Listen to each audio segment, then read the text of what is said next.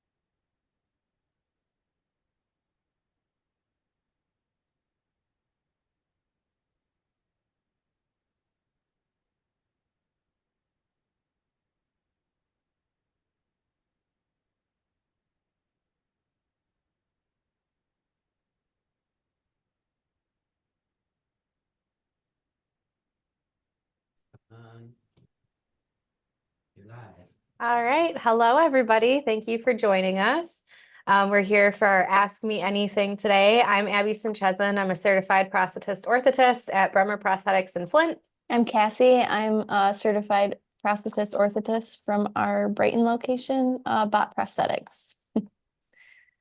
So today we'll give people a couple minutes to join on here, but we'll start with a few quick introductions. And if we go around and you guys have any questions, we can kind of talk about things as they come up.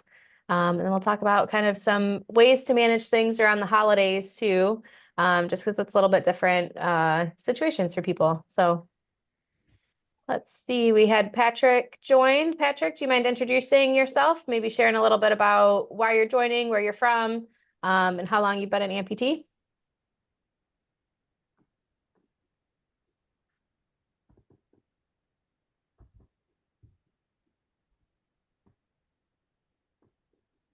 Or Tracy, if you don't mind introducing yourself. Hi, Tracy Garrity. I am a above the knee amputee. And where are you joining us from today, Tracy? South Carolina. Nice. Thanks for being here. Sure thing. Thanks for having me. And then Coleman, if you want, would you like to introduce yourself? Sure. Hi, I'm Coleman. I live in West Virginia. I'm a left below the knee amputee, and I'm soon to be a bilateral. Gosh, I'm sorry to hear that. How long ago was your first amputation? It was July 26th this year, 23. And then once I get my prosthetic for my left, we're going to move to my right. Okay. They have surgery set up for you already? I have my meeting with my appointment on January 5th, and I get my prosthetic this Friday. Okay. And have you had, this will be your first prosthesis? Yes. Okay. Is it your first appointment or you're getting your final leg on? Final leg. Oh, Final okay. leg. Congratulations. Thank you. How are you feeling, I guess, going in with the other surgery right now? Nervous. Do they know if it's going to be another below the knee Yeah, or? it's below the knee. Both Okay. are below. And that's working with your prosthetist, just going through kind of socket fit, establishing balance and control. It'll take time and a heck of a lot of patience, but just getting used to how things are comfortable and the control. Just be honest with what you're feeling and where things are at. But we absolutely see a lot of success with bilateral like below the knee patients. Yep. Thank you. Thank you very much. And then Joe, would you mind introducing yourself? Hi, Joe Komblowski here from Chicago. Welcome. And are you an amputee as well? Yeah, March 1st, I had a motorcycle accident. I had 8 surgeries, and then on May 31st, they had to cut it off. So I'm a below knee left leg. And then Okay. I just had a revision surgery done on November 17th because I couldn't, I had a bone spur that popped up at the end of my tibia where they cut me, and I was able to wear my leg, but just not long enough. So I tried to like return to work, but I tested it at my dad's pole barn and did all the electric in there, and it just took me so much longer than normal, but that's to be expected now that I'm missing a leg. But the bone pain was just too much, so I did the revision because I need to get back to life, and so that was just done. They actually just left my surgeon's office, and he pulled the rest of the staples, so all my staples are out of my. Oh, yeah, exciting. So you're getting ready to kind of start the process and getting back onto things here? Yeah, I have an appointment, I think, for January 2nd to get fitted for my new socket because I have to have Okay. another socket made. Good. I'm also ordering, waiting for my medical payment from the accident. I'm waiting for them to kick me the $5,000 so I can get an ankle because I didn't have an ankle on my first prosthetic and I want the ankle. Nice. Yeah. And so we find just, I know you said you want to get back to doing a lot of different things, and it's easy to try to go from 0 to 100 really fast, right? I did that the I first want.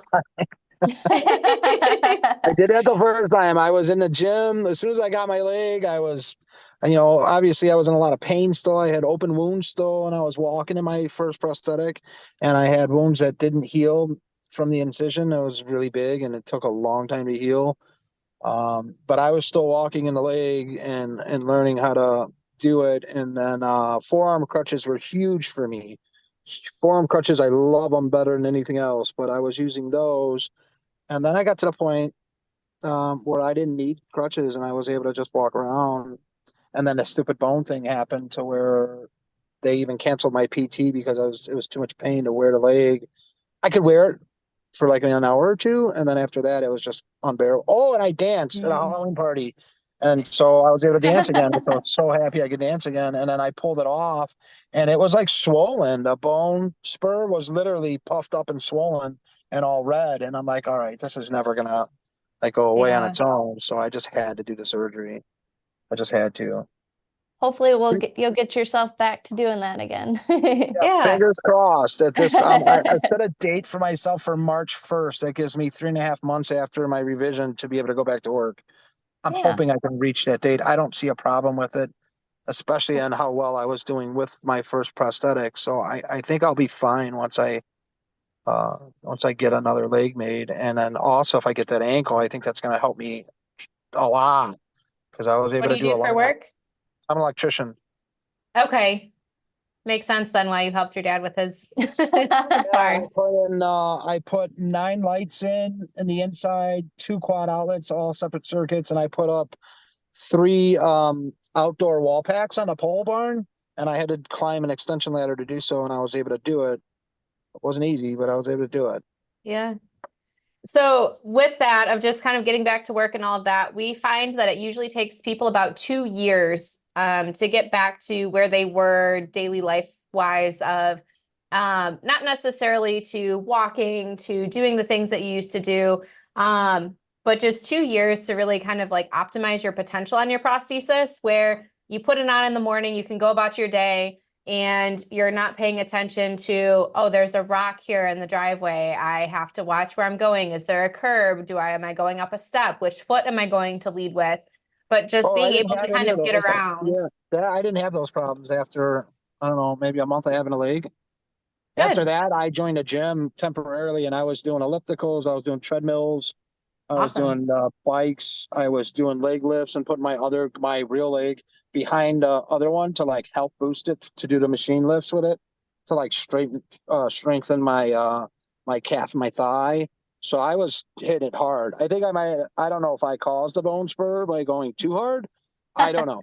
I don't know if it just regrew, part of it like wanting to regrow. I don't know. I know I went too hard, too fast the first time. So I'm not going to make that mistake again. But Yep. I think because of how well I was doing before, as long as I don't get another bone spur, I think I'm going to be okay. Good. And I It hope sounds 2 like you're years is gonna be. not. I'm too young. I'm 44. 2 years, I can't. I'm like drowning right now. It's been what is it? I don't know how long it's been. It's been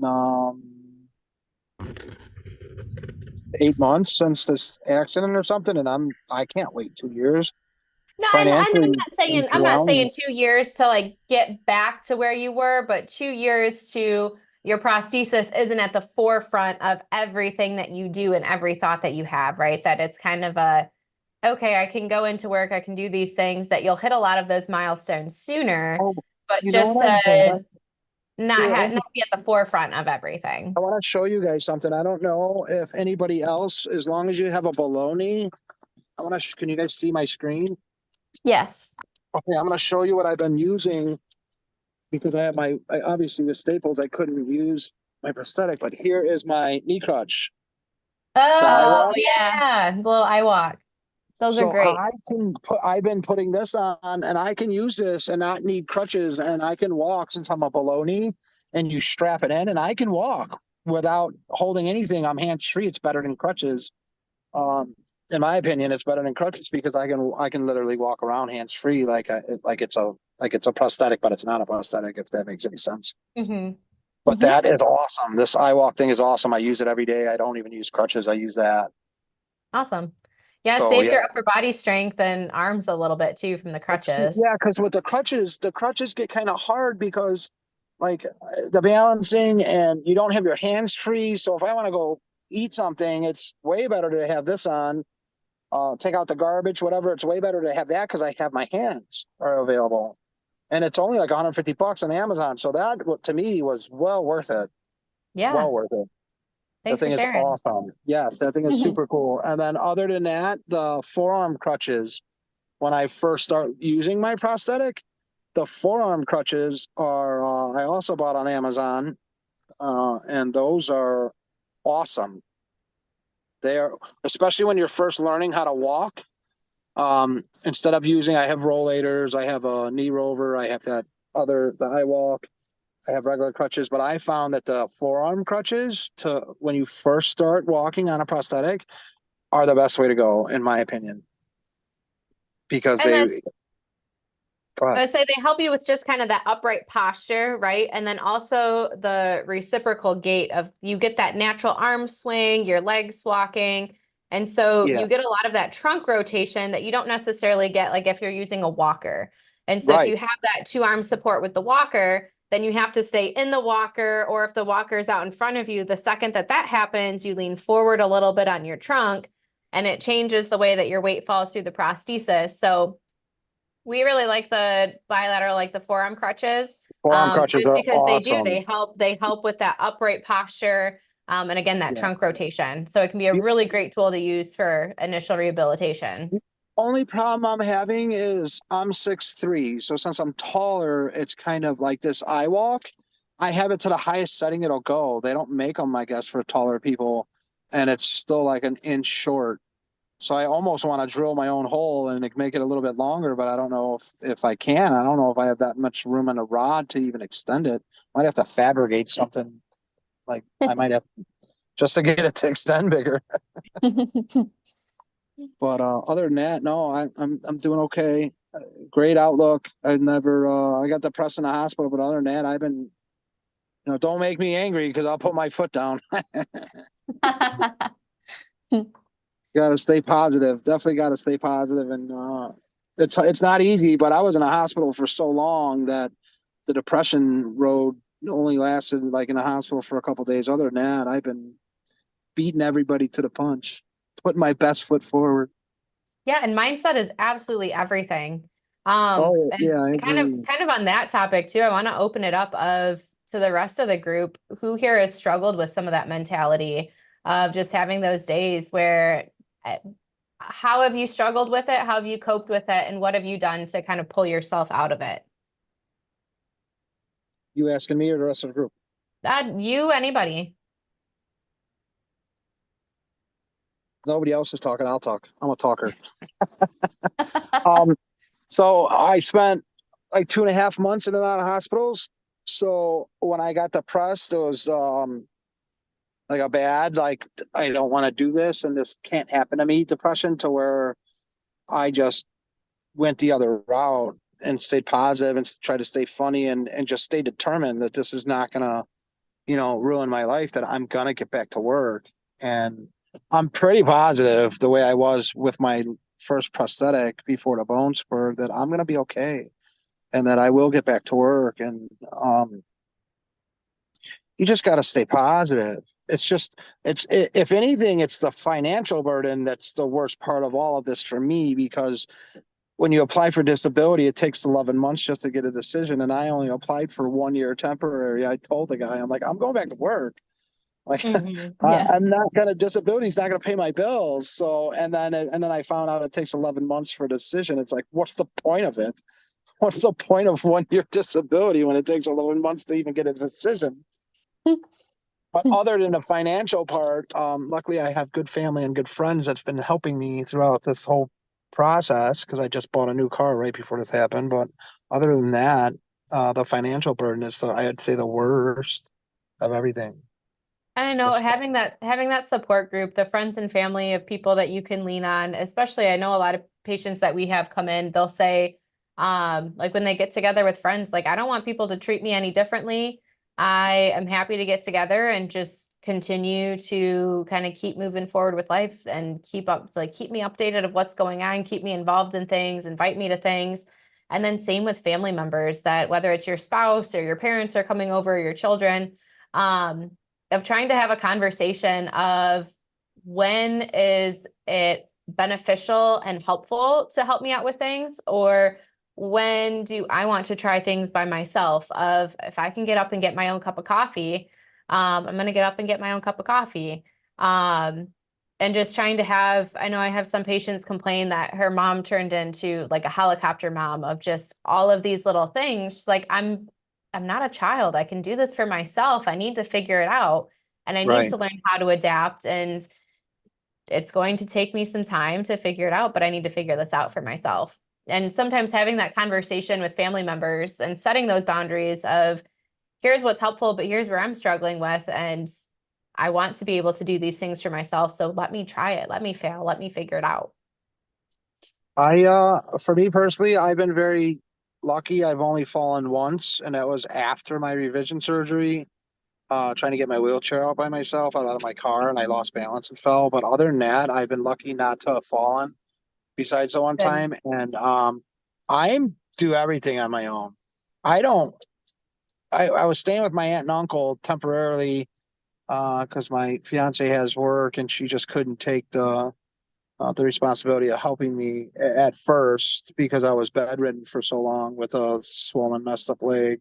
But I do everything myself. Even right now, I don't. I'm not crippled. I'm not handicapped. I'm just missing a leg, and I do everything. I do my own laundry. I cook food. I do it. I do it all. Matter of fact, 4 days after I was initially amputated, May 31st. So it was like June, I think June 4th or 5th. I brought all my tools and I started putting all my bee equipment together. I had a bee extractor that I bought, and I have bees. I also have bunnies. And I put all that together and made a dolly and a cart. And I just wanted to work with the tools. And I was doing it with all these staples and stitches in my leg, and I was crawling on the floor, but I wanted to be able to still do, manly things with my hands. and I was very successful, and I'm still can do those things. So for me, it's get out of my way. I'm fine. If I need something, I'll ask you. But other than that, leave me alone because I'm perfectly fine. If I need help, I'll ask. But I I want to do everything like I normally would. Yep, So and I think that's just that's how why I. we like doing these videos because people are scared initially, and just hearing your story, how you've been through it the first time and it went really well. And if you just put your mind to it, you can go back to your normal life the way that it was, and hopefully you have a good support system as well. Victor, Support's did you huge. want to introduce yourself and tell us a little bit about yourself? Yeah, name's Victor. Right below knee, 925 of this year. Um, it all started. I was coming down the ladder, twisted my ankle, and the doctors told me I was fine to go back to work. And just to wrap my ankle, I did, and it ended up causing blisters. Blisters turned into sores. Sores turned into osteomyelitis. Um, fought with it for about 7 months, and then went to a different doctor, different hospital, and it's when the surgeon told me that they could cut half of my foot off, but um, I'd be back in for more surgeries, or they could just do the below the knee. So they did the below the knee. Uh, Surgery went good. They said that it takes usually about an hour to do the surgery.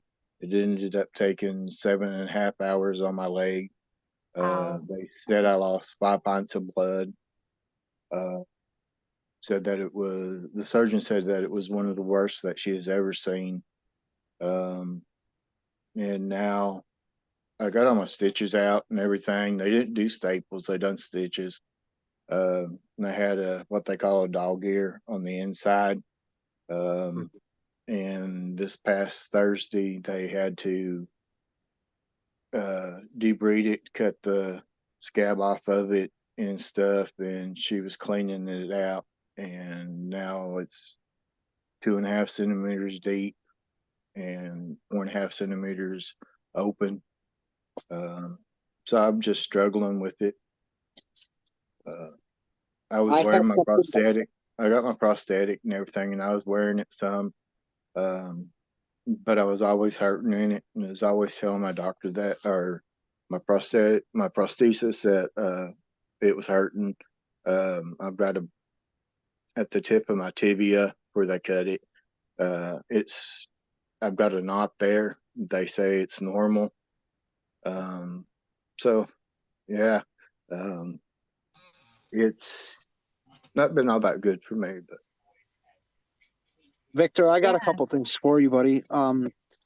Calcium L-niate, Alginate. I don't know how to pronounce it, but that is what I had to use. I had the same situation as you, with an open wound. And you put this little it's a big patch, but I was cutting it in squares, sticking it directly open over my open wound, and it actually sucks the stuff out. So this calcium, I just got another order for it because I just had my other surgery, and this calcium L-niate actually helps suck the stuff out and get you healed quicker.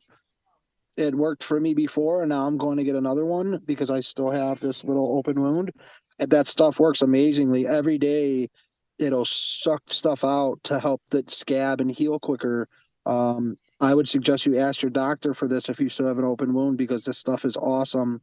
And every day, sometimes twice a day, I would change it. And it really helped me heal the first time because I had a huge opening that just was at the very end, I guess where the dog ear would be on the left side is where I had a huge hole that just wouldn't. The rest of it was closed, but that was huge. I have tons of pictures of it, and it was gross. But once they gave me this, it helped speed it up tremendously to close it, and then eventually it was healed. And I had the same problems with you as pain. I think it's it's just like the nerves and the bone pain and just everything from the initial surgery. And when you get into that first leg, it takes a while to get hard. Mine never even got hard, but mine now, that bone, that little knot, is why I had to have a second surgery. Not to spook you or nothing, but it's called a bone. I had a bone spur at the end of the tibia, and that wasn't helping, and that caused a lot of pain in my leg. That's why I had to have this second surgery. And it's actually very common to have. It's a very common thing that happens with a lot of amputees, is to get a bone spur. And most people, from what I've read on the internet, can have a revision done and fix that. And that's after that, you're like, most people are done after that, just from what I've seen on the internet. So I feel your pain. I've been through what you're going through now. And And I'd like to say, Victor, what my surgeon did at the end of my tibia is he cut it at a 45-degree angle, so it wasn't so like such a sharp, blunt edge. And I had problems with healing because I had my internal stitches right on my incision were a little bit whopper jawed, and so it was like the last inch. I had to wait for those to dissolve to actually be able to put a shrinker on. But once I was able to do that, I've been able to zip through prosthetics. But I still feel it at the tibia on the right side, a little bit above the bottom, and I think it's partly because because I'm one leg right now. I'm using the iWalk on my leg that's not amputated, and then the prosthetic on the one that is amputated. And by just standing up and sitting down in that chair over and over and over again to try to get it to fit right, rubbed on that side. So I got this stuff that was recommended to me by the same people that made my silicone liner. That's like a cream that you can put, I don't know, it's called Alps silicone cream that you can put right on that spot that rubs. So hopefully, and I wasn't getting anything on my skin. I was getting like a bruise underneath my skin. So, but anyways, yeah, I'm sorry about the tibia, your tip of your tibia. Seems to be always the problem, the tip of the tibia. Mm-hmm. And that, so with your prosthetist too, working with your prosthetist to make sure, because that can be a socket adjustment, it can be an alignment adjustment, that there's a lot that can affect the pressure on the end of that bone. And you want to make sure that you're supported elsewhere in the socket so that you're not bearing weight on the bottom of the bone in the socket. So making sure that the socket fits well, that the alignment's correct. And if it's something that over time you're going in for adjustment, if your prosthetist is ever like, no, you just have to get used to this, bony pain, sharp pain, redness is not something that you get used to. You might try an adjustment, and if things are like irritated and worked up, you might say, hey, let's give this a try for a couple of days, for up to a week. But if it's not getting better, then you have to go in and continue to make little adjustments. So any pain that's just that sharp nagging does not go away. That's not a get used to type of pain. That's a advocate for yourself and work with your prosthetist to make sure that you have a prosthesis, that your socket fits well, the alignment's correct, that you don't have the pain in the socket either. I have something else for Victor too. So they also put, I don't know how many times I went in there, probably 3 or 4. They put these little inserts in, and what I did was I took the plastic that insert that goes into your socket, right? I put that on my leg, and then she put these little foam strips. They were like 2, not double-sided face tape, but there was one side was sticky, and then she put those right over where my tibia spot was, and that helped a lot, but not to the point for me where it was good enough to where I'd be able to get back to normal life. So I had to have the revision. And like the other lady said, this time he cut it on an angle and he got rid of that. And I can tell because I can feel like the indentation where it's gone. So he totally did cut it on an angle. I don't know why they all don't do that, but yeah, the foam, you go to your leg doctor or whoever made your prosthetic and they could put these foam things in. That helped so much, but for me, it wasn't enough. So I had to do the other surgery. So that's a big one, dude. The foam, you can tell right away. It took away the pressure right where the tibia is, that little ball. That was huge for me. And I know from what everybody said, it sounds like we had a lot of newer amputees that it's been about within a year since your amputation dates. And with that, we anticipate that there's going to be kind of a big change in limb volume, that things are going to shrink down over time. And so with that, having those routine kind of follow-ups, I usually have patients, if it's within the first 6 months of them being fit with their prosthesis, we'll have them in every week, every 2 weeks, just to keep up with those changes of adding pads, talking about how to manage sock ply, making the little adjustments to the prosthesis. Sometimes with bone spurs, you get lucky and it's something that can be accommodated in a socket. You make a little relief, give it a little bit of space, and it's fine. If you continue to try and work around it and continue to have pain, then it's okay. We might refer you back to a surgeon to talk about a revision surgery. But there's a lot of options to try before getting to that point, instead of just, oh, nope, that's there. It's okay. What can we do to try and mitigate this and continue a full-time use in the prosthesis to accommodate it before kind of jumping to surgery? Because I will say that so when they put the foam inserts in, and then the more socks I put on, once I got to a 5-ply plus the inserts, made it really, believe it or not, the more socks, the more comfortable the damn thing feels. That's how it was for me. So when I finally was able to, because it does constantly shrink, when I was able to get a 5-ply on there, plus those inserts she had on there, it was good. It was good for a few hours, but once I had to get rid of the little bone spur. It had to go, because even with the 5-ply, and I always wear a shrinker sock underneath the rubber thing you put on, just because I don't like the rubber feeling. So I put a shrinker, then the rubber thing, and then I would stick it in there. So that for me was huge. The foam inserts, and then the more socks you put on the 5-ply sock felt so great. But I just couldn't get around my bone spur. So I just wasn't playing games. I tried every little thing I could. I even added my own foam, went to the store, added more foam, and I just couldn't get away from I couldn't get away from the bone spur. Yo, I feel you. I'm going through the same thing right now you're talking about. I got an appointment with my prosthetist tomorrow. Same issue. Like, my tibia is hitting the front of my socket, breaking my skin open. It's like, it's a nightmare, never ending battle.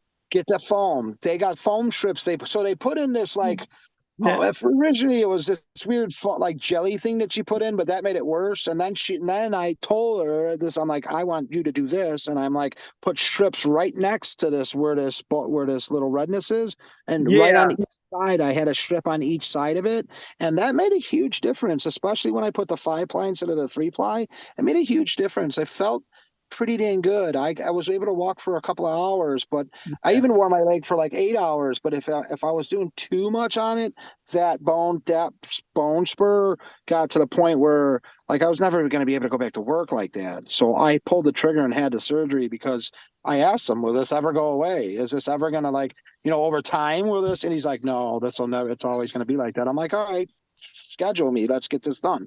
Cut it, fix it. Pull the muscle. I was so swollen when he did my first operation, because I was infected. I was so swollen that you can tell that everything after it got uninfected and unswollen, that it dropped. So he pulled the muscle back up over more this time when he cut me. And I swear I'm not ready yet. I don't even have my other leg yet, but I can already tell that this thing is going to be so much better now. I can't wait to get my new leg and get into it and start walking. Now, Joe, did you have more pain the second surgery or the first surgery? Oh, God. The first surgery was the worst by far. The second surgery was nowhere near as bad. And you have pain now? Do you have pain now? Oh, God, yeah. My leg's shaking. It's shaking right now from pain.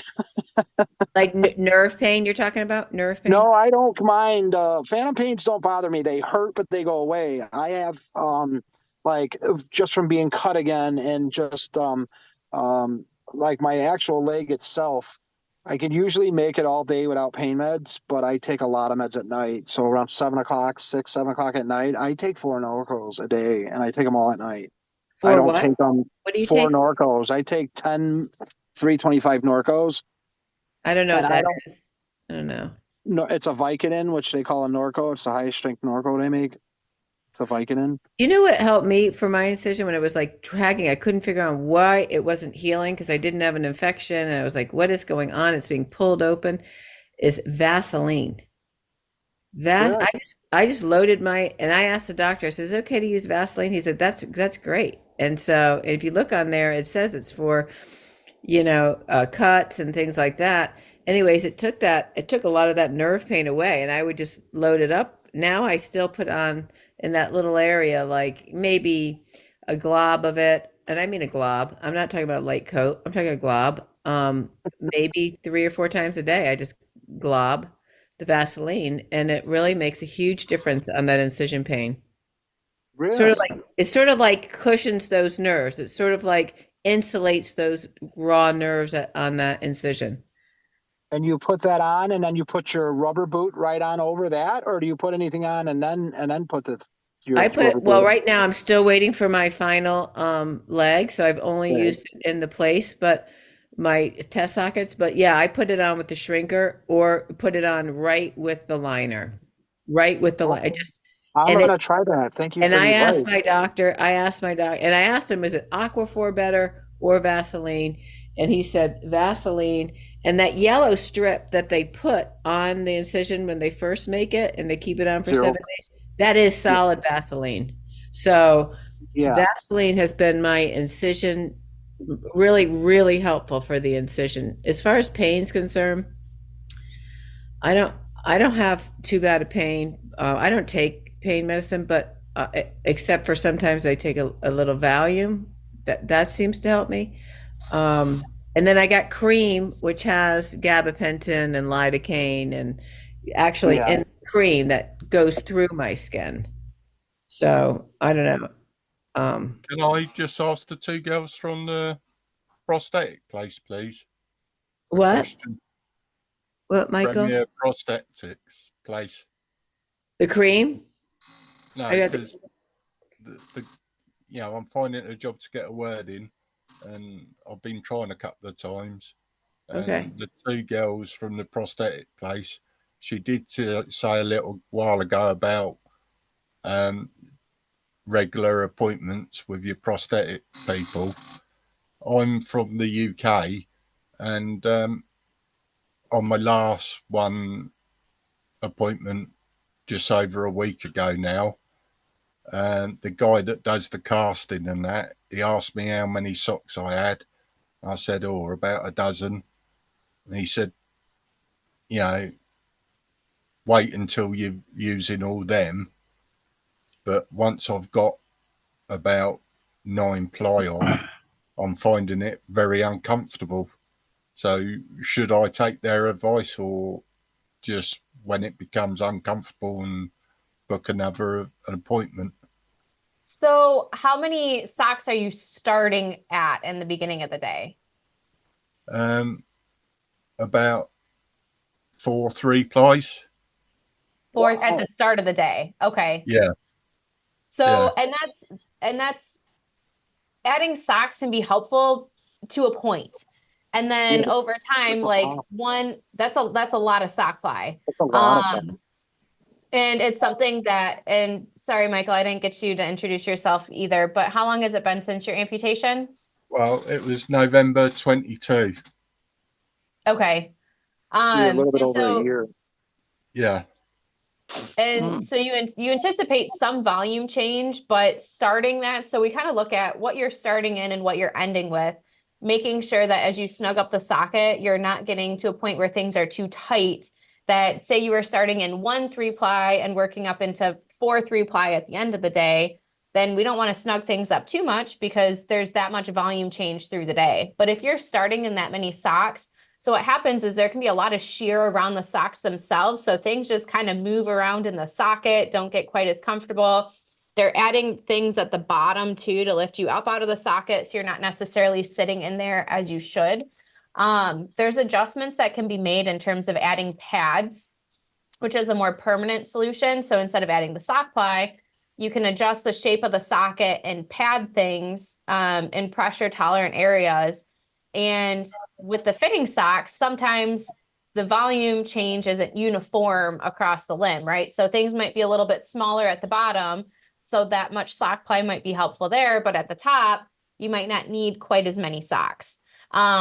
But I would absolutely say call your prosthetist and just say, I've gotten to a point, I've tried adding these socks, but it's uncomfortable. I can't manage it. I'm limited in what I can do. what other solutions are there and give them the chance to rectify things and try making some adjustments in order to improve the fit.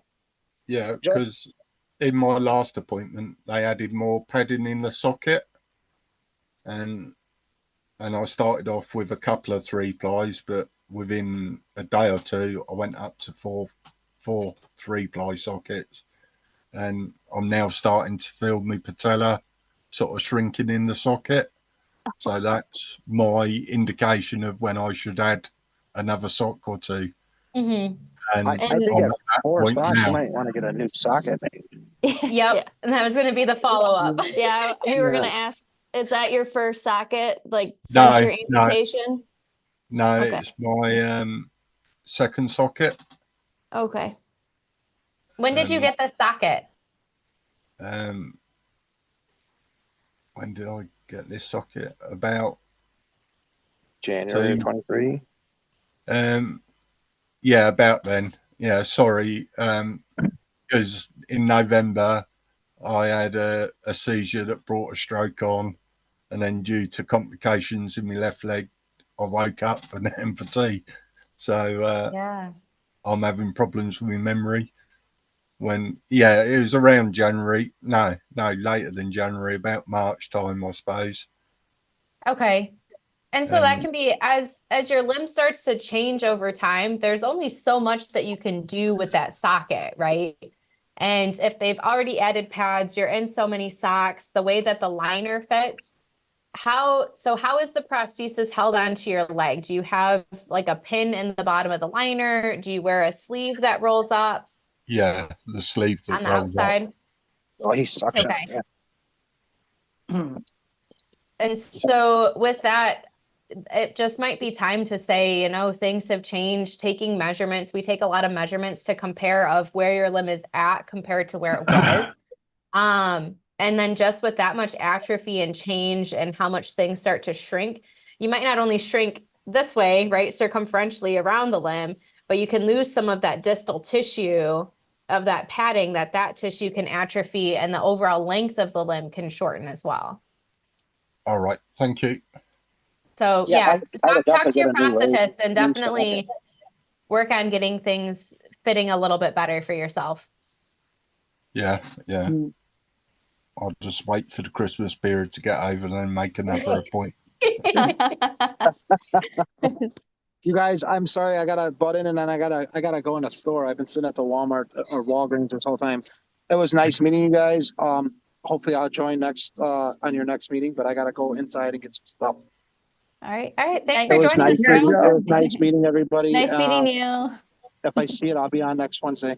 Bye, you guys. Nice meeting everyone. Good Yeah. luck, everybody Yeah. out there with your prosthetics. Yeah. All right. And then Dave, I saw you joined us too. If you don't mind introducing yourself for the rest of the group here. All right, can you hear me? We can Yeah. hear you. Yeah, okay, I wasn't sure if I had my mic muted or not. I'm Dave. I've been an amputee since 2017. And of course, I've been with Bremer ever since then. And I'd like to say something to the gentleman that was just talking about his socket there, if I may. Are you still wearing a shrinker all the time when you're not wearing your leg? Well, I'm wearing the leg most of the day. From Yeah. the point I get up to almost to the point I go to bed. Do you wear a shrinker when you go to bed? No, because when I was in hospital, they told me not to. Oh, they told you not to. Yeah. See, I wear mine at night, and I find that, well, of course, I've been an amputee longer than you, but I was doing like you were doing my first year or 2 years and almost 3 years. Then Scott recommended me to wear it at night or anytime I wasn't wearing it, wear it. And I have found out that now that my leg changing is staying pretty steady now. And if they told you not to, I don't want to go against what they're telling you.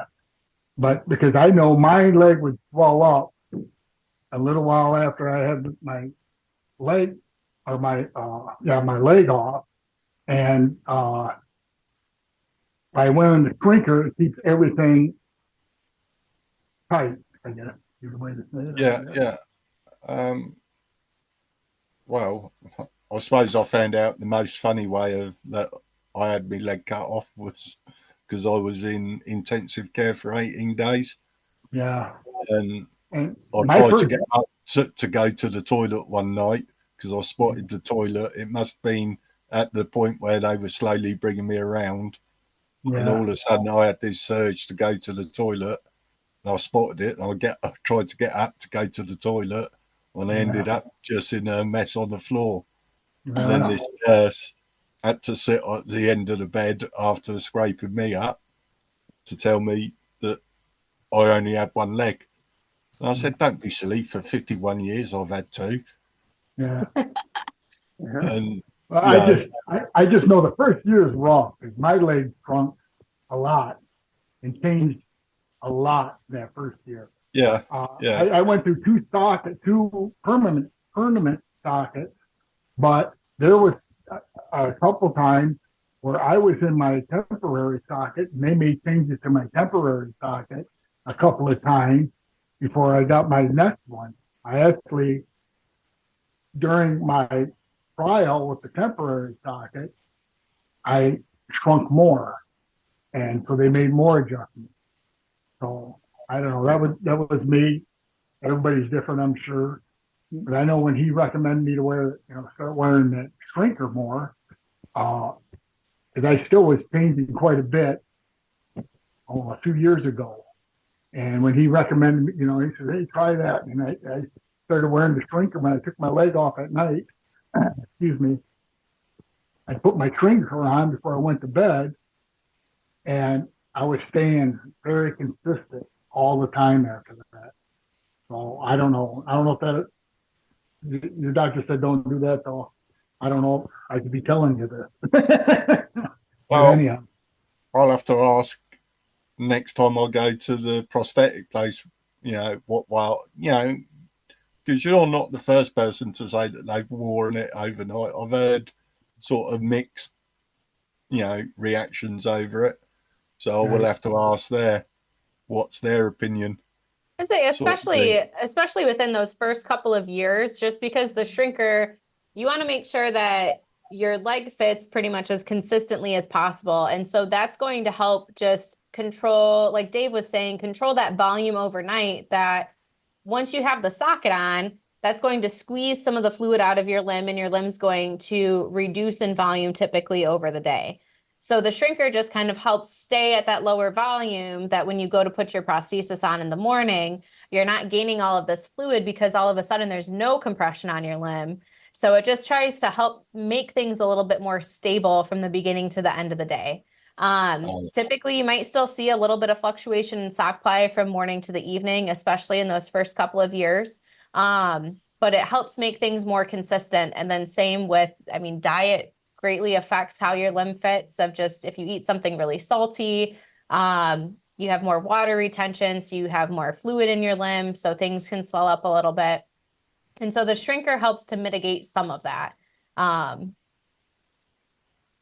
Yeah, so it's a good tool to have. I'll start from tonight trying sleeping with the shrinker. Well, or even just asking of if they had told you not to wear it, if there was anything that came up of complications in terms of sores, discomfort, stuff like that, that I would hate to discredit if they had a reason for telling you that. Maybe get some clarification first, just to make sure that there's I wouldn't anticipate that there would be any reasons that could cause harm, but they know your situation better than we do. Perhaps it was because I was just initially fresh from the amputation, and now I'm like a year in. You can't get frustrated.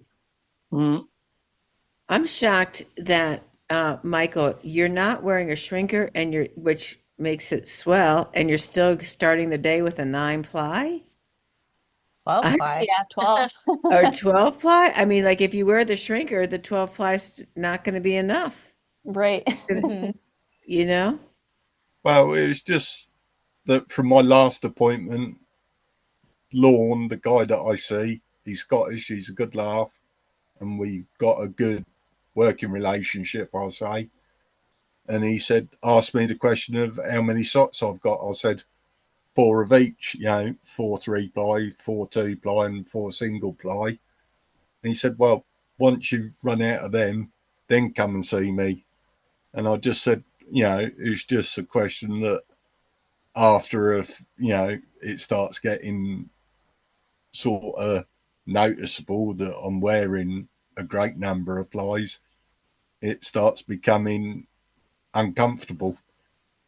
So I don't want to upset him by keep going back to him, but I just want to be, comfortable. Yeah, and that's our job. Our job is helping you and maintaining your mobility. So if there's things that are causing discomfort, you don't want it to cause a wound that's going to open and cause further complications. You don't want it to kind of injure anything. And so going back and complaining when those are little problems and you start to realize like, hey, this isn't fitting as well as it had been. Again, there's adjustments to be made. You're not a bother. That's our job is to help support you in your mobility. Yeah, I can fully understand that, but like from him saying, well, once you've worn all your socks, then come and see me. Right. Michael, are you walking? Are you walking with all those socks? I am with all the 3-ply socks and a 2-ply at the moment. That's what I'm down to. So 4 3-plies and a 2-ply sock. That's time for a new socket, man. That's like 15 ply. It's like sooner or later. Yeah, that's crazy. That's 15 14. socks. And Right, then, just plunging at around the in there. moment, and then at the moment, my teller is sort of going further than it should do in the socket. So it's either at a point where I take the leg off for the night and settle down, or I put another sock on. Yeah. But that's through this whole process, you are your biggest advocate. And if you don't advocate for yourself of, hey, there's something wrong, I need to have this fixed, I want to get this looked at, I need this adjusted. Sometimes don't feel like you're a pain because you're advocating for yourself and your mobility and the fit of your prosthesis and what you can do. And so when it's a limitation of, I could be doing more, you need to advocate for yourself and find the people that will listen and support you in reaching those goals. Because I have been told that, I'm ahead of what their schedule's saying I should be at. And they said, oh, I can't believe it's shrinking as quick as it is. And it says, what are you doing? I said, well, I'm walking as much as I can during the day. And, whether I just go out of the house just for a short while, weather permitting. In the UK, obviously, it's not the greatest of weather. And I done a charity walk, for the Alzheimer's and dementia patient, the memory walk, and I done the 3-mile walk. So I just said, well, I'm walking as much as I can. I said, I just can't go for the rest of my life sitting down and sort of saying, well, it's only there, I'll walk there, and that's it. So I want to get back to how I was, and I'm a big fisherman, so I do want to get back to getting on the fishing banks and fishing again.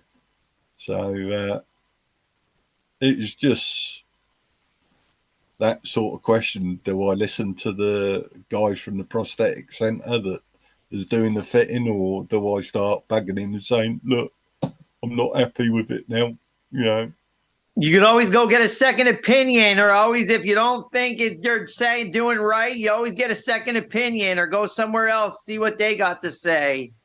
Yeah, I know. I know. It's just And that. again, and every time that we have patients leave the office, we might set up an appointment. Sometimes if things are going well, we'll check in every couple of months.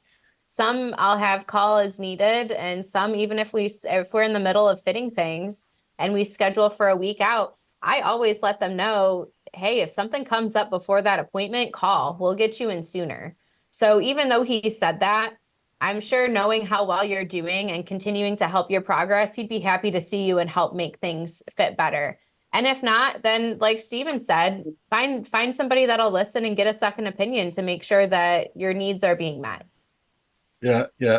It's just sort of an out there question because me and this guy have a good laugh, and I've lent him a British film that I've got on DVD because one, he had heard of it, but he just couldn't get hold of it, so I lent him the copy.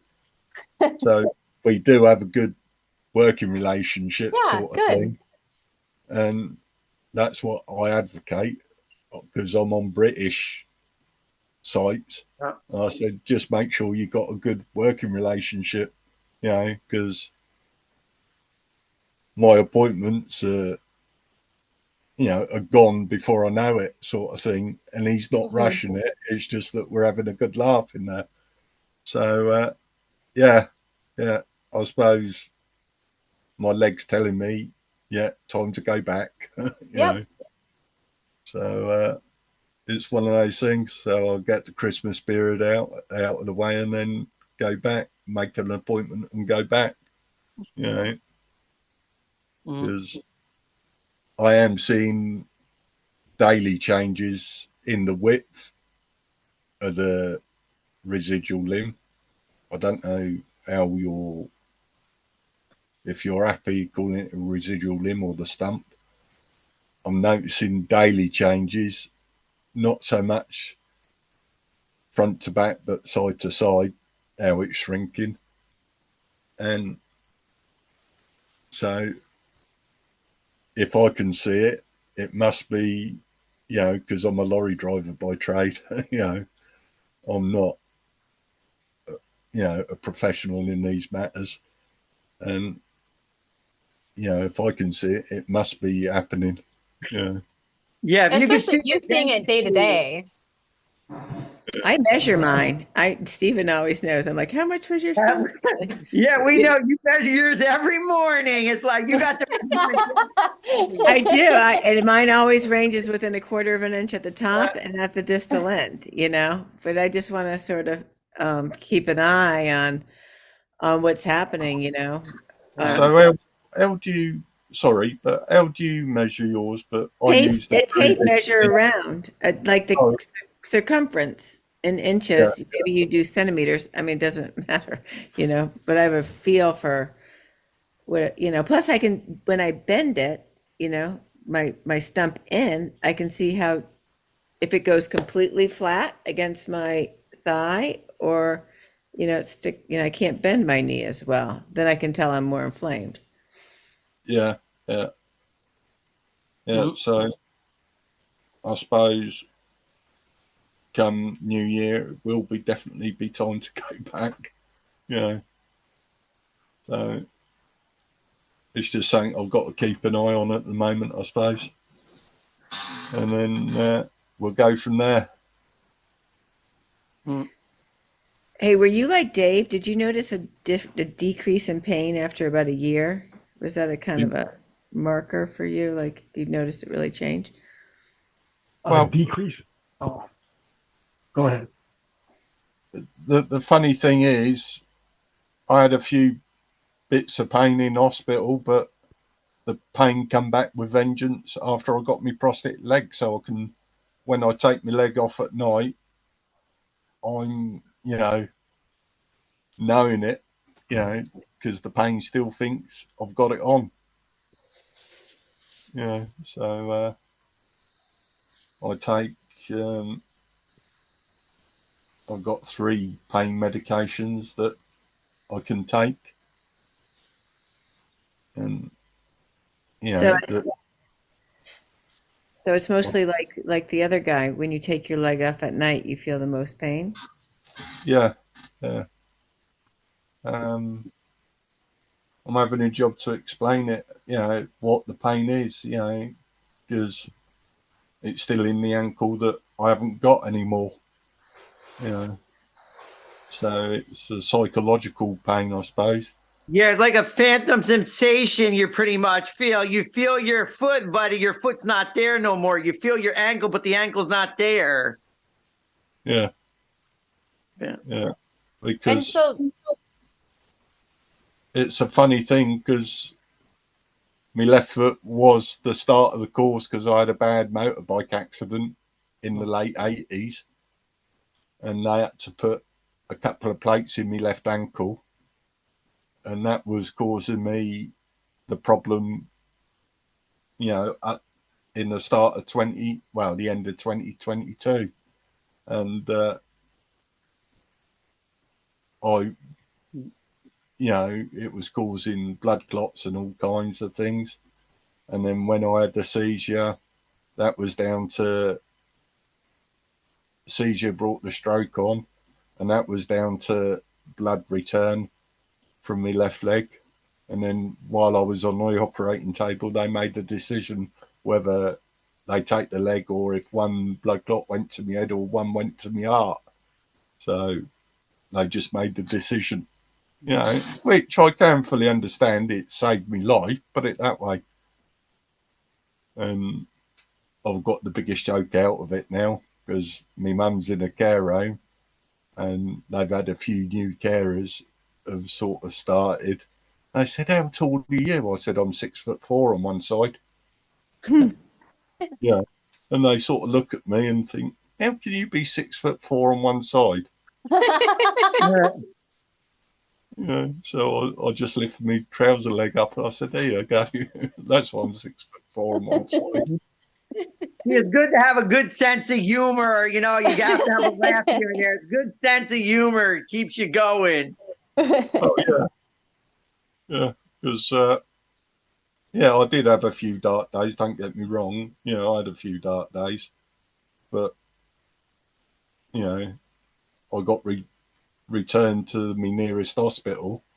And one day I was by this elevator with a friend was going back up to the ward. And I could just feel a pair of eyes looking down at me in the wheelchair. And I said, "Don't get too close to this lift." I said, look what it done." My friend said, "You can't say that." I said, "It's too late. I just did."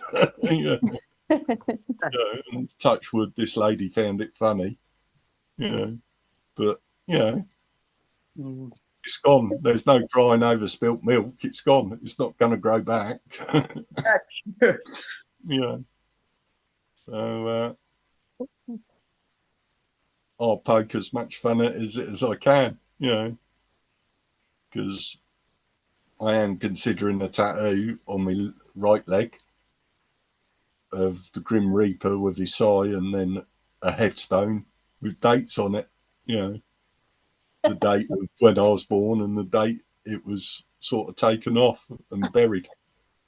So we have a few people that have gotten tattoos. I know we have a patient here. He has one that says, "I'm with Stumpy," with an arrow pointing to its residual limb. And it's having a sense of humor and however you deal with things, right? It's a good thing to have. Yeah, I agree. Yeah, because I am being asked back in to the hospital because they can't believe how well I'm doing, sort of thing. And they've had a few patients that are having difficulties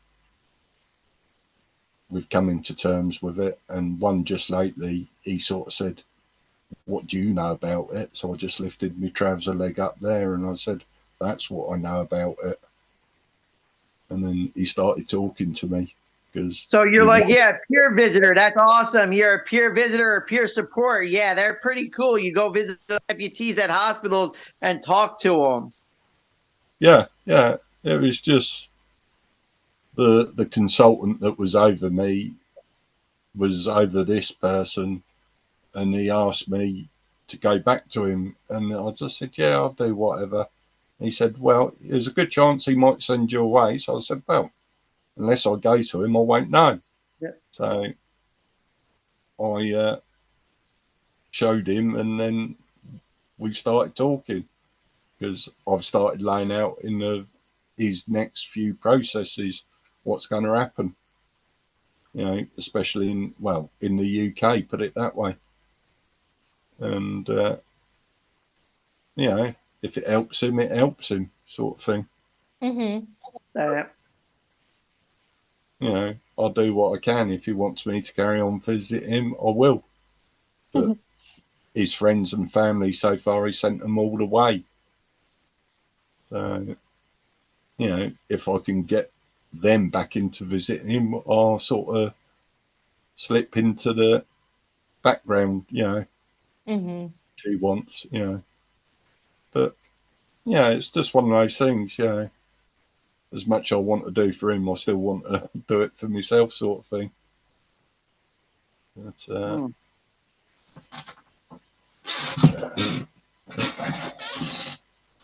don't know if you'll be able to see this.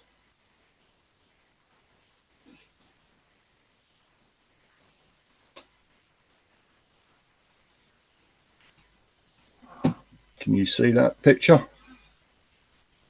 Oh yeah, the finish line. Nice. Yeah. That was at the finish line, but I still occasionally walk with the cane or walking stick. But I'm at a point now where, unless it's really rough ground, I don't use it. So, yeah, that was at the Alzheimer's walk. And Now, do you have a running blade too, or no? I see you like to do a lot of walking and a lot of outdoor. Do you have a running blade or no running blade? Well, I haven't run ever in my life. Well, I only run at school during Just PE lessons. And it's only because my mother's got Alzheimer's and dementia that I signed up for that. And I'm signed up for it for next year. So it's just one of those things, you know. That was like a challenge for me as much as it was raising money for a very good foundation sort of thing.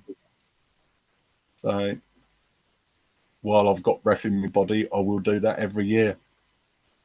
Yeah, but that's just one of those things. Does anyone have any last questions or anything? No, but if you see Bear, tell Bear I said hi, because it's funny, because me and Scott and Bill always talk, and Bear, the only reason I found you guys was when I first had my amputation, my son was going through social media and saw Bear run out of the office and do like a commercial for your walk. And my son's like, Dad, there's a dog at a prosthetic company. So ever since that, I made friends with like Scott and Bill and them. And I always ask about Bear.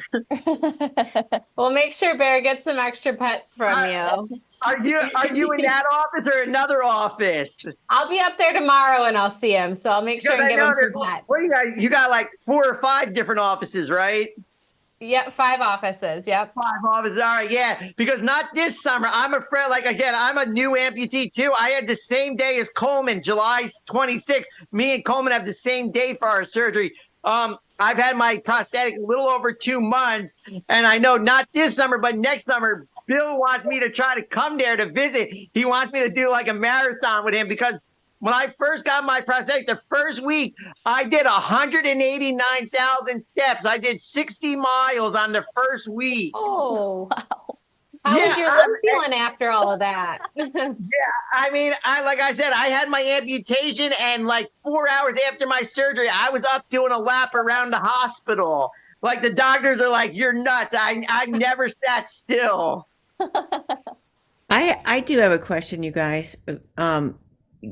What's your recommendation for? So I'm going to try to strengthen my left, you know, while I have my right done. And so, you know, first I was thinking I would use the like walker and sit up, you know, sit down, stand up, sit down, stand up.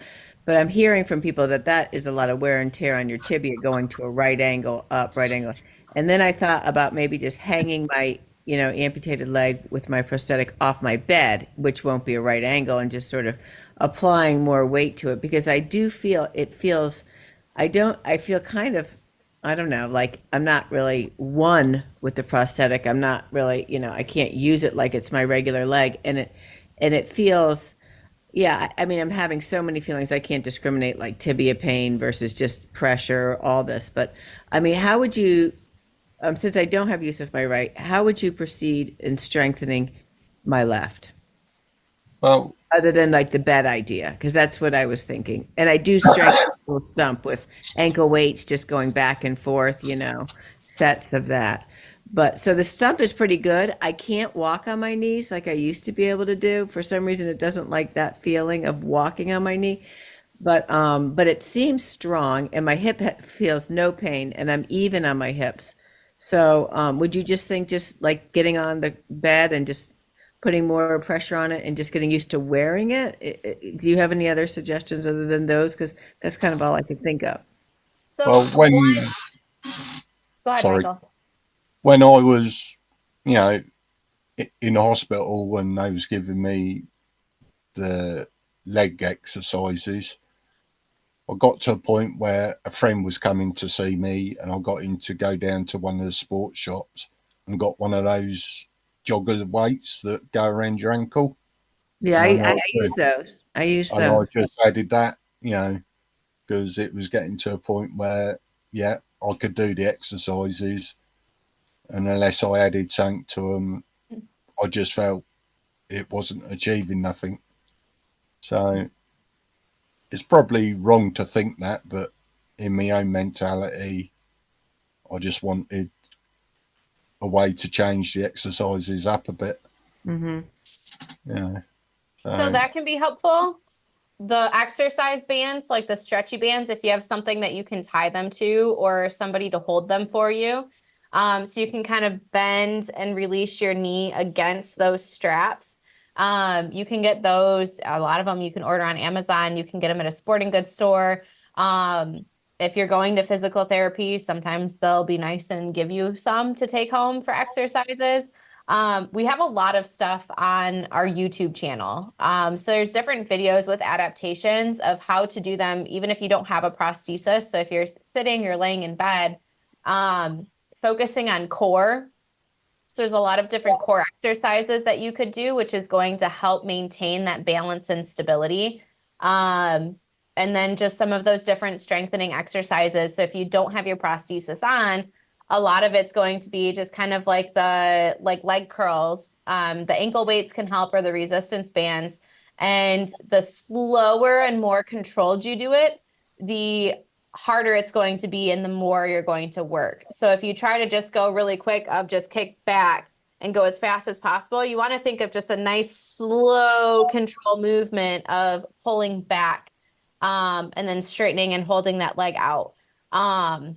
So I would recommend checking out some of the videos that we have, just because there's a ton of good exercises there. But I love the idea of trying to maintain as much of that strength that you can while you're continuing to recover. So I love the initiative there. That's awesome. I love when people ask those questions. So when you're saying, so standing, like keeping one leg on the bed and just standing on the prosthetic leg with my prosthetic is a good way, you think, of getting used to the prosthetic and putting weight through? I would say more for transfers, like whatever you feel safe and stable in. If you're comfortable standing and getting used to some of that, in a controlled environment. But without the prosthesis, there's a lot of exercises that you can do to also help kind of build some strength. With the prosthesis on, I mean, even just having that on and wearing it is going to help, again, maintain some of that volume, get the limb a little bit more conditioned to it. And using it for like sitting balance, transfers, and just helping to, you're not using your upper body strength as much, that you have something that you can kind of push through too. Okay. So transfers, using my legs more than my arms for transfers. Yeah. So if you didn't have the prosthesis on as you're recovering, right, then you're using your upper body for a lot of that strength, which is helpful. But then it can have some wear and tear on your shoulders and too over time. All right. Thank you. Yeah. Any other questions? Just how regularly are these meetings? Because this is the first one I've been involved with. So typically once a month. Once a month, okay. Once a month. We do have the old ones that are typically recorded and shared as well. Yeah, there's the step up program. They do a lot of exercise. It's like almost 2 hours long. They're pretty good, the step up program. But you got to remember, they're in Michigan and with the bad weather, so they don't always do meetings every month. So, and when we get into a good rhythm, we'll usually have the step up is once a month, and then we'll do just an online, the Ask Me Anything. So it's kind of like every 2 weeks there's something to be involved. And we're trying to get back to doing these a little bit more on a monthly basis. And Michael, there are meetings every Sunday morning at 11 p.m. Eastern Standard Time, Sunday night at 7 p.m. Eastern, and then Monday nights at 7. If you follow, I don't know if you follow their pages. I post a lot of the Zoom meetings, but it's Eastern Standard Time. It's like this time, but there's one every Sunday morning, Sunday night, and Monday through other companies and everything. What, through Premier Prosthetics? Brim does their own. I follow other amputees. I promote all of them. I learn from one. I don't just favor one person. I run 3 other groups, amputee groups. I help out, and we do what we have a meeting on Sunday at 11, a Sunday night at 7 p.m. and then Monday at 7 p.m. There's other groups that do meetings. There's Less Leg, More Heart. There's all these companies that have different things that go on. Yeah. All right then. I suppose if you send me a friend request on, Michael, Mike, how did you find out about the meeting today? Do you follow their page? I really don't know how I come across it. I think I might have been on Facebook. You know. All right. Well, if you're yeah, there's like quite a few groups that I'm in, and I share all the links for all the Zoom meetings every day. It's like I post in like 5 different groups. All right. Yeah. Yeah, just watch Facebook and you'll find all the links. Yeah, I send it directly to some people. Some people need more. I mean, yeah, there's a lot of groups out there that help. Yeah. Oh, okay. Okay. It's just that the Amputation Foundation in the UK, I've just had a bit of a barney with them because one lady come on and she was saying about the war in Russia and that. And I was saying, yeah, I agree. I was agreeing with her. And then she just went into a torrid length. Yeah, like of course there are other groups too. Yeah, they start talking about like politics or religion. All that, we're here about amputees. Sticking to the everyone has their own opinion, belief on everything, but you're here for an amputee thing, so don't bring other topics up because everyone has what they believe in. Yeah, and this same woman, when I first joined that group and first live meeting I joined in, I said, well, I'm a below left knee amputee. And this woman ain't even an amputee. She's just, she's stuck in a wheelchair. I feel for her. Yeah. But don't get me wrong. It was an amputee group. And, she said, well, you must be glad that you've still got your leg. And it was just a case, well, if you have your finger off, I've got a friend who's lost his left toe. And, whether you're a finger, toe. Yeah, you're still an amputee, and you still have a dislike. Yeah. So, I've been through some of them groups. Some of the people can be harsh as anything, and they have no clue what we go through, and they just rip you apart. And I'm like, you don't even know what we're going through. Even if you have a mastectomy, you're an amputee. Really? I mean, if you have prostate cancer and you remove a prostate, that's really considered an amputee, removing a body part. That's how I see it. Yeah, that's how I see it. But this woman don't even know me and ain't even met me, and she just went into a stream of abuse. Mm-hmm. And I'm a Taurian. My birth sign is a Taurian, and once you paint me, I can either be your best friend or your worst enemy. Your choice, And I've decided to leave that group because, she's in the live meeting every week and I can't be dealing with her, 'cause there's I a was, couple people I blocked, you know. You can only take so much from them, and then it's like, whatever. I'm not going to sit here and go back and forth every week and argue with you. What do you yeah, guys, I heard only 40% of amputees use prosthetics. Is that a true statistic? So that is a statistic. Not everybody that is an amputee is a candidate for a prosthesis. Just in terms of maybe other cognitive impairments, other health complications, infection. So there's a lot of things that can play into that number. Unfortunately, the statistic doesn't really exist for everybody that is an amputee that would be a candidate for a prosthesis of what that number is. I'd say within the field, there's a lot of data that's still being accumulated, and people are trying to kind of work out where those numbers actually fall. So it's kind of a skewed statistic because you don't know how many of them would actually be a candidate or not. Or financial reasons, or for financial reasons, like Sure, insurance. of whatever burden, or if they just choose. Very rarely do people choose not to seek help, but there are people that just they come and they try it and say this isn't for me. It's not, again, it's not very frequent, but there are people that just don't want to put in the work either, and are okay, they're content. well, Yeah, they're content to be in a wheelchair. I have a friend, I mean, he's an amputee about 2 years now, and he sees me, and I'm like, well, he's like, well, I wish I could do what you do, but like you said, he doesn't want to do it. He 2 years he's been in a wheelchair. He has a prosthetic leg, and he has never put his leg on. He just lets the leg sit in his bedroom for like 2 years. Yep.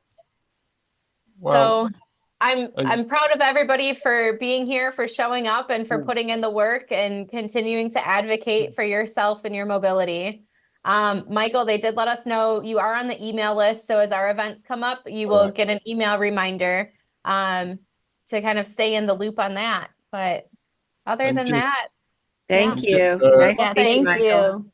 and yeah, same right. And just the other thing, I'm considering, when I do go to the final socket wise, what attachment I'm going to go for. I've been looking at the osseo integration system where they fit a pin in your leg and then it connects to the leg that way. Is there I any don't know. bonuses? The United States, it's not really that common, but I know what you're saying. Yeah, they put you got to be careful with that. I've known a lot of people that like one or two that had got an infection, because remember, where that bar comes out of your leg, you're always going to have a small wound because that bone, it connects, and where it doesn't completely heal 100% where your skin meets to that pole. Stoma. Actually, my doctor really performs lots of osseo integration in New York City, and I chose not to have osseo. I mean, really, if I did get osseo, he said we would be drinking for the same Kool-Aid. He's a really nice guy, but there is a chance of infection. The stoma does heal up, but you're not supposed to swim in ponds and that kind of thing. I mean, it's fine to go in a pool, and then there is and then if you have an osseo, you can't go back to a socket, then you're above the knee. So, because there's no way to take that bar out of your tibia, it's shoved in your tibia. So that's something to really consider. So where if you're below the knee, using a regular prosthetic, and then you say it doesn't work, then you can go to osseo, but you can't go the other direction. So, and there is a chance of infection. It's made out of titanium, the rod. And yeah, you do have much better proprioception and that kind of thing. And you feel the ground more. You can tell whether you're on carpet or sand or that kind of, there is that advantage. It's very comfortable, but but you run the risk, like Steven says, of infection, because you have something stuck in your leg. And you get lots of different feet for it. You can get one for running, one for the beach, one for just regular walking. You just buy your feet that attach to the rod. Yeah, sort of and ahhing on that sort of situation. I've heard a couple of people mention these things, and other people have sort of said, you know, they've had no problems with it. So I just really don't know what way to go for the best, you know. I think usually OIs are mostly for above the knee. I think typically speaking, I mean, my doctor does below the knee OIs, but I think it was started off as above the knee, and he does probably 40 or 50 OIs a year. So, I mean, it's his specialty. And I know in the US, there's a lot of testing to make sure that your body can handle it. So it's not necessarily a high impact in terms of running, jumping, weightlifting, just because of the forces that go through your limb. And then they do a lot of like bone scans. They check your endurance levels, your heart rate. Like there's a lot of tests that you have to pass to make sure that you are a candidate and qualify, because they want the surgery to be successful, right? It's not like doing a typical procedure where you have kind of some margin of error of they're going to do everything to check all of those boxes. So with anything, it's talking with your physician and everybody in your care team to figure out what is the best solution for you. Right. For me, I felt that since I have arthritis in that knee, that I did not want to have OI because I didn't want all that force going through my one bone into that joint. But they do give you, I was consider, you know, I had a choice, and I did have a scan like she was talking about, because they have to order the titanium rod for your leg, and it has to be made for you specifically. And I think that's not an MRI. That was like a CAT scan. You have to have a CAT scan. And then they order the rod, and then they make the rod for your leg. And for me, my thought was arthritis. I just didn't want that straight on like that, you know? That was why, well, that was another reason, plus the infection. And plus you can't go backwards. Yeah, and then I suppose the only other downside to it is I'm already sort of walking on a prosthetic.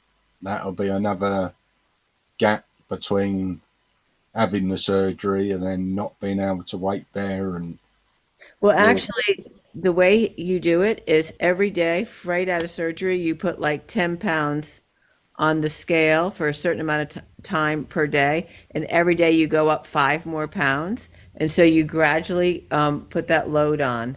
So it's so right away, and so it does shorten actually your walking time, because for me, like the quickest I could be in a prosthetic would be 3 months, because it's 6 months to heal, and then 6 months through the quickest I could get a prosthetic would be 6 months if there was no complication. 3 months.